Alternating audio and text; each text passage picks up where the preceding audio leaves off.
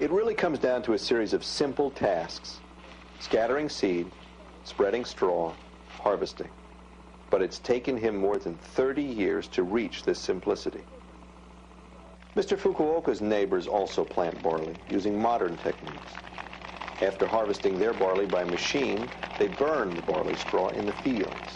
To them, the straw is a nuisance because it gets caught in the machinery when they plow the field for rice. Mr. Fukuoka considers his barley straw a resource. He harvests all of it. After the grain is threshed, the straw is spread over the field as a mulch to keep weeds down and to return fertility to the soil. He's found that it works best if the straw is scattered every which way, just as it would have fallen to the ground naturally. The decaying straw also makes a good germination bed for the rice.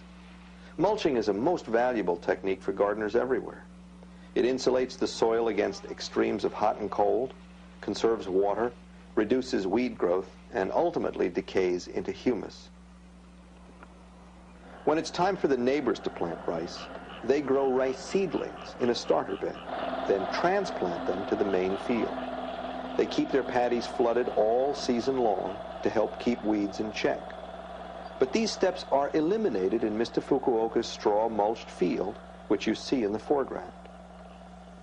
Mr. Fukuoka also floods his rice fields, but only for a week or 10 days. This weakens the weeds and clover and allows the rice to sprout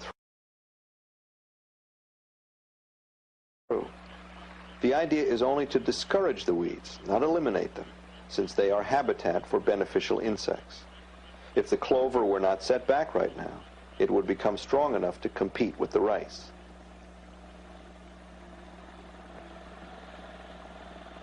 You see the rice seedlings in the clover and straw? Once the water is drained, the clover recovers, but only after the rice has become strongly established. Every few years, Mr. Fukuoka spread some chicken manure to help decompose the straw. He used to let ducks loose in the fields. They ate weeds and left manure all over, but construction of the national highway made it impossible for the ducks to get across the road and back safely. He now uses manure from a neighbor's chicken ranch.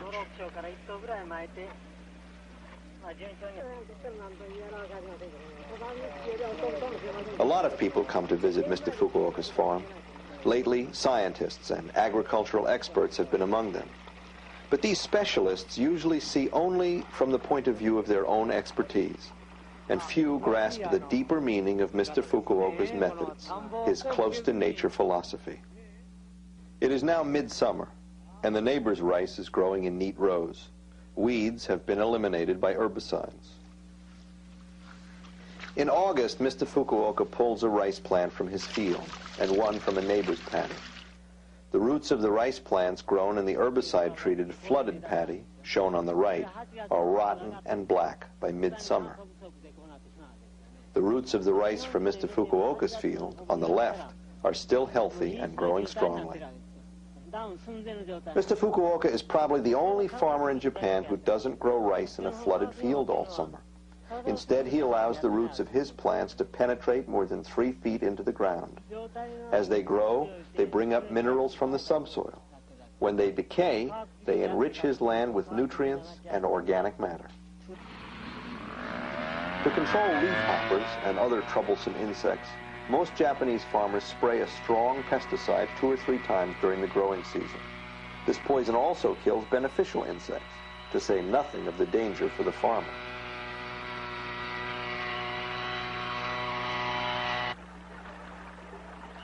Mr. Fukuoka doesn't use pesticides of any kind. Many insects, earthworms, and small soil animals live in harmony with each other in his fields.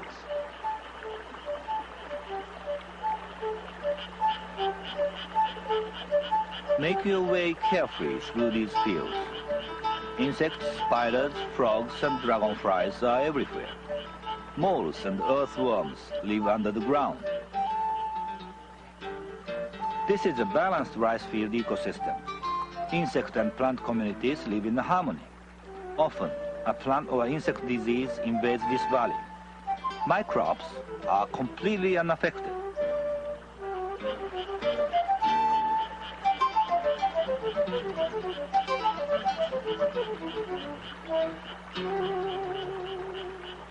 Mr. Fukuoka knows that every insect, even those most gardeners consider pests, has an important role to play. He believes that nature can and will control diseases and insects if we grow healthy crops in a biologically diverse environment. I talk about a do-nothing way of gardening. Some of you come here thinking life will be soft and easy. But you cannot sit back and expect nature to do the farming. I call that abandonment. People tamper with nature, thinking they can improve it. This causes negative side effects, which are more difficult to repair. Almost all the work in farming is created in this way. Work is important, but my farming is designed to eliminate unnecessary work.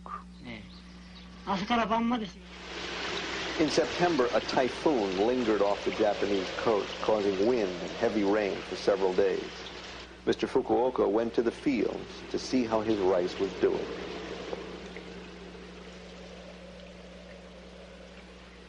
The rice was just blossoming, and I was worried that the flowers would be blown off before they could be pollinated. I knew I couldn't do anything about it anyway, but I couldn't help examining the heads of grain. I shouldn't be worried, only pray and accept my fate.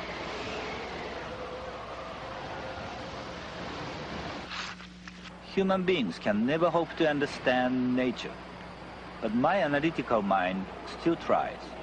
I try to garden as closely as I can to nature. My techniques are still evolving. I try to achieve a pure state of mind, and yet at 65 years, I still have many imperfections. Clover seed is broadcast in the fields about 3 weeks before the rice harvest. The clover seeds are so small that you only need a few handfuls for a quarter acre. The barley seed is also broadcast among the ripening rice plants about 3 weeks before the harvest. The barley seed can be seen among the straw and clover. The rice grown with chemical fertilizer in the typical paddy grows tall, but topples easily late in the season. Mr. Fukuoka's rice plants don't grow as tall as those grown with chemicals, so more energy is available for seed production. The neighbor's rice has about 125 grains in each head. Mr. Fukuoka's rice has 225 to 250 grains in each head. His yield is about 1,300 pounds per quarter acre, comparable to the yields of modern commercial agriculture. The rice harvest season is a joyous time. In celebration, the village shrine is carried through the streets.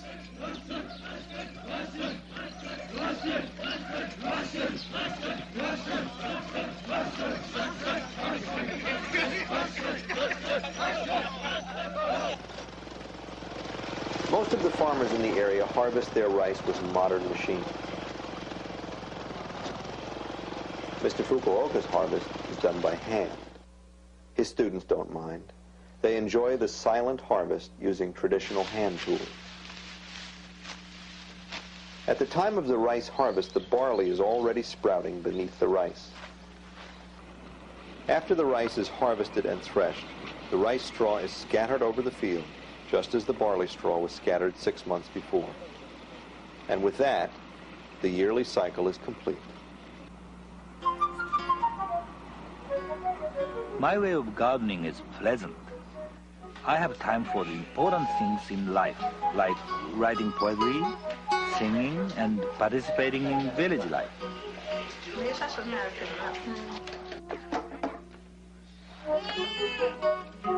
I have lived in this village nearly all my life.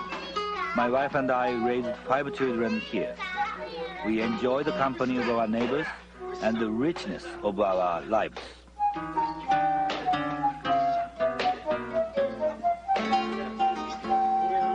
I have made mistakes in the past, but they were not really mistakes. They were hints which helped me coexist with nature. A life of small-scale farming or gardening may seem behind the times, but such a life offers many opportunities for greater awareness.